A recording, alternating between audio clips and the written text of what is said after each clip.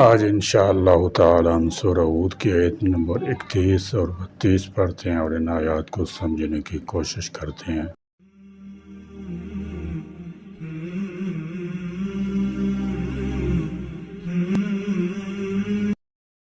اعوذ باللہ من الشیطان الرجیم، بسم اللہ الرحمن الرحیم۔ وَلَا أَقُولُ لَكُمْ عِنْدِي خَزَائِنُ اللَّهِ وَلَا أَعْلَمُ الْغَيْبَ وَلَا أَقُولُ إِنِّي مَلَكٌ وَلَا أَقُولُ لِلَّذِينَ تَزْدَرِي أَعْيُنُكُمْ لَنْ يُؤْتِيَهُمُ اللَّهُ خَيْرًا اللَّهُ أَعْلَمُ بِمَا فِي أَنفُسِهِمْ إِنِّي إِذًا لَّمِنَ الظَّالِمِينَ قَالُوا يَا نُوحُ قَدْ جَادَلْتَنَا فَأَكْثَرْتَ جِدَالَنَا فَأْتِنَا بِمَا تَعِدُنَا إِن كُنتَ مِنَ الصَّادِقِينَ وَلَا أَقُولُ اور نہیں میں کہتا لَكُمْ تم سے عِندِي کہ میرے پاس خزائن اللہ اللہ کے خزانے ہیں۔ فرمایا وَلَا أَقُولُ لَكُمْ عِندِي خَزَائِنُ اللَّهِ،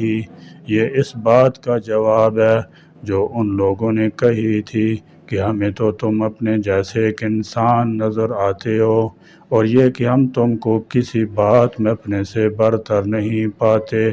اس پر حضرت نوح علیہ السلام فرماتے ہیں کہ ہاں میں واقعی تم ہی جیسا ایک بشر ہوں، نہ میرے پاس اللہ تعالیٰ کے خزانے ہیں،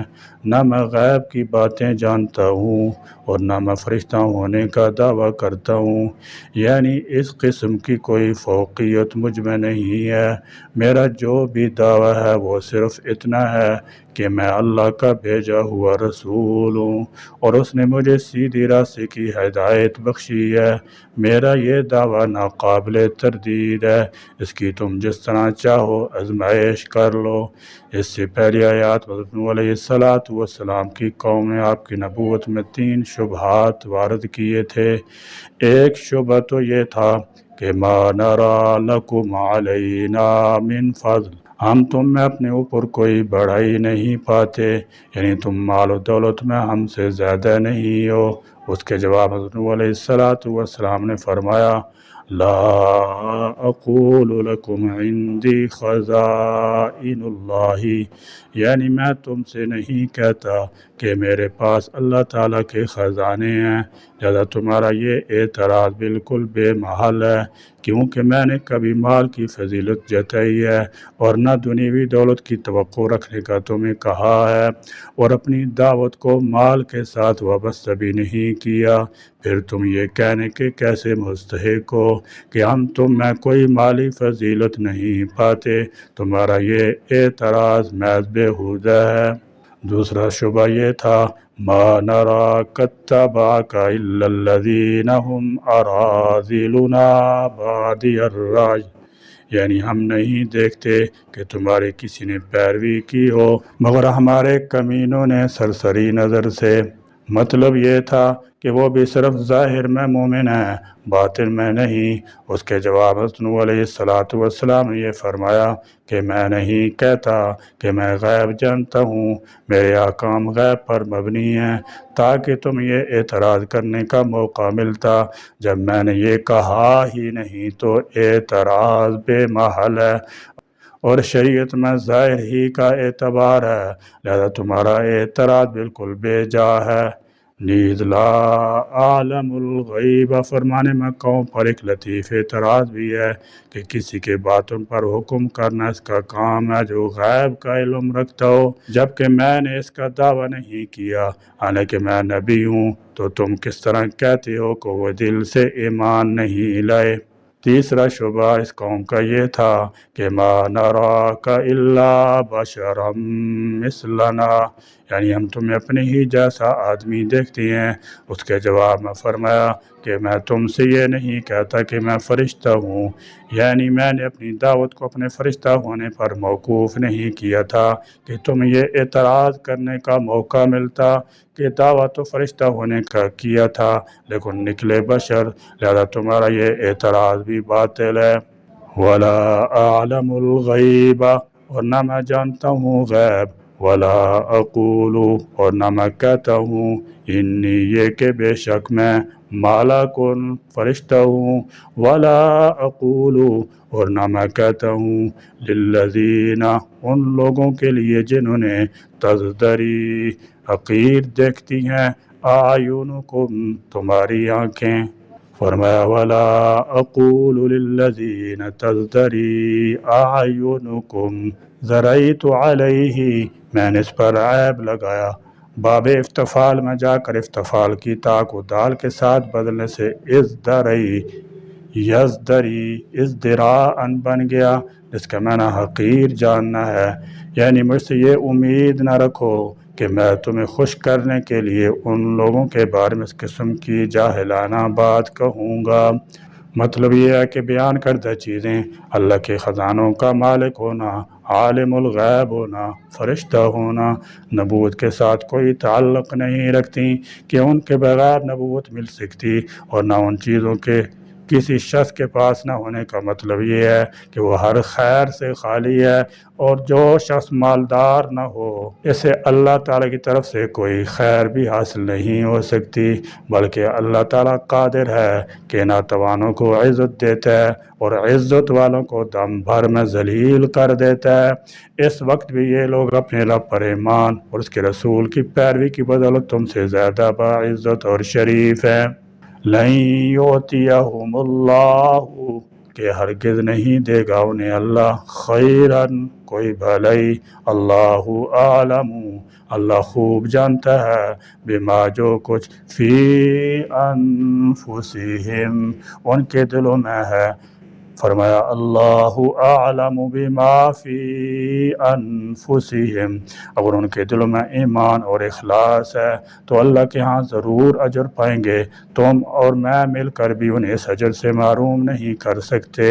بلکہ اللہ تعالیٰ نے انہیں ایمان کی صورت میں خیر عظیم عطا کر رکھا ہے، جس کی بنیاد پر وہ آخرت میں بھی جنت کی نعمتوں سے لطف اندوز ہوں گے، اور دنیا میں بھی اللہ تعالیٰ چاہے گا تو بلند مرتبے سے ہمکنار ہوں گے۔ گویا تمہارا ان کو حقیر سمجھنا ان کے لیے نقصان کا باعث نہیں، البتہ تم ہی عند اللہ مجرم ٹھہرو گے کہ اللہ کے نزدیک بندوں کو جن کا اللہ کے ہاں بڑا مقام ہے تم حقیر اور ناتوان سمجھتے ہو، کیونکہ میں ان کی بابت ایسی بات کہوں جس کا مجھے علم نہیں، صرف اللہ جانتا ہے، تو یہ ظلم ہے۔ انی، اگر میں نے کہا تو بلا شبہ میں، اذا لمن الظالمین، تب ضرور ظالموں میں سے ہوں گا۔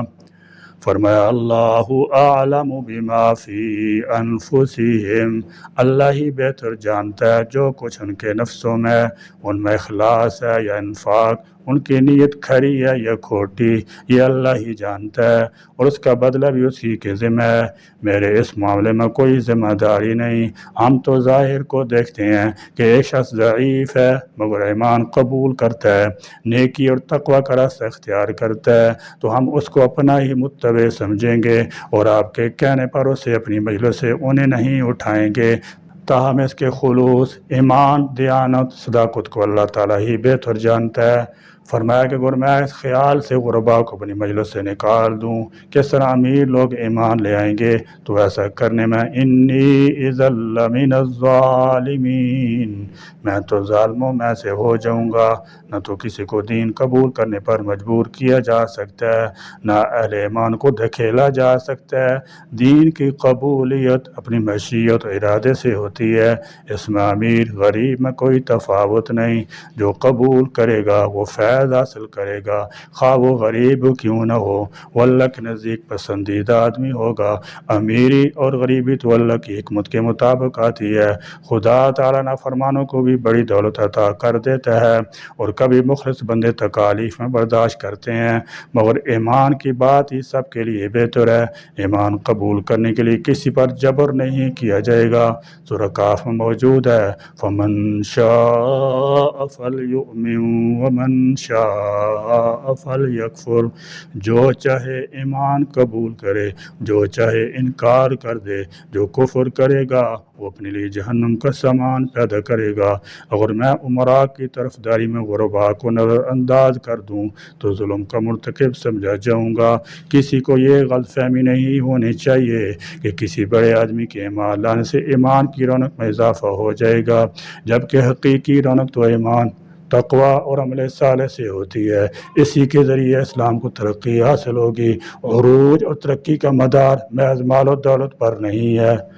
اس آیت کا خلاصہ یہ ہے کہ جاہل قسم کے منکرین حق کے نزدیک کسی نبی کی صداقت کے معیار عجیب قسم کے ہوتے ہیں، مثلا یہ کہ سے خرق عادت واقعات یعنی معجزات کا اکثر صدور ہونا،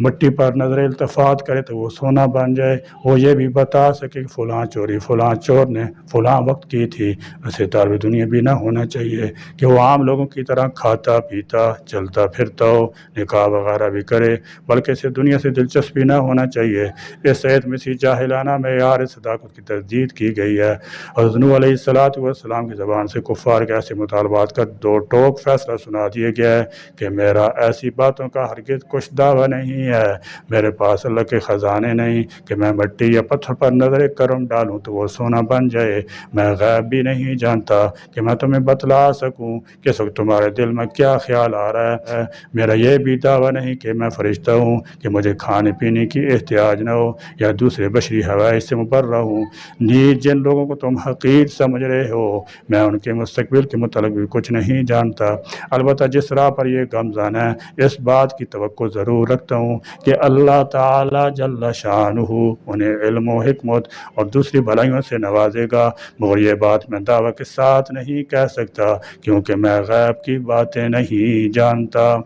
قالوا انہوں نے کہا یا نوح اے نوح قد جادلتنا تحقیق تو نے جھگڑا کیا ہم سے، فاکثرتا اور تو نے خوب کیا، جدالنا ہم سے جھگڑا، فاتنا لہذا تو آلے ہم پر، بما وہ عذاب جس کا تعیدنا تو ہمیں وعدہ دیتا ہے، ان کنتا اگر ہے تو من الصادقین سچوں میں سے۔ فرمایا قالوا یا نوح قد جادلتنا، جب وہ نوح علیہ السلام کے دلائل کے سامنے بے بس ہو گئے اور نوح علیہ السلام ایک مدت دراز تک دن رات ایک ایک شخص کو اور پوری مجلس کو اللہ کی توحید سمجھاتے رہے، نہ تھکے اور نہ ہمت ہاری، تو بجائے اس کے کہ ان کی قوم ایمان لے آتی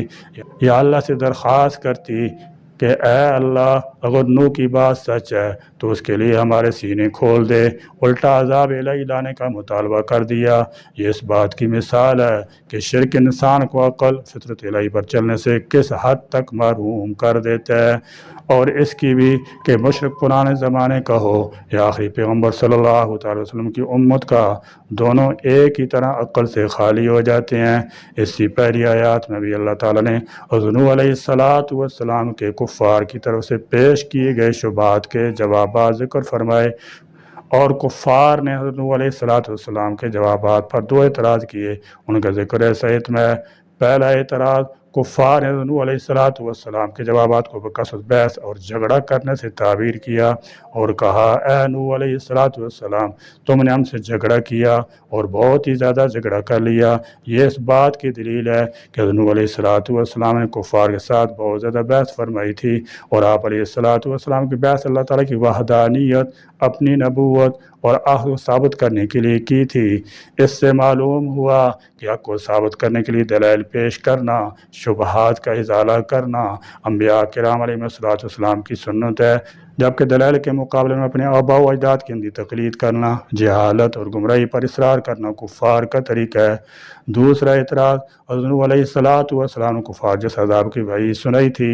انہوں نے حضرت نوح علیہ السلام سے اس عذاب کی جلدی نازل ہونے کا مطالبہ کیا اور کہا اگر تم سچے ہو تو اب وہ عذاب لے آؤ جس کی وعیدیں تم ہمیں دیتے رہے ہو۔ اللہ تعالیٰ میں قرآن کی روشنی میں اپنی زندگی کو سنوارنے، اس کی ہدایات پر عمل کرنے کی توفیق عطا فرمائے، آمین۔ وآخر دعوانا الحمدللہ رب العالمین۔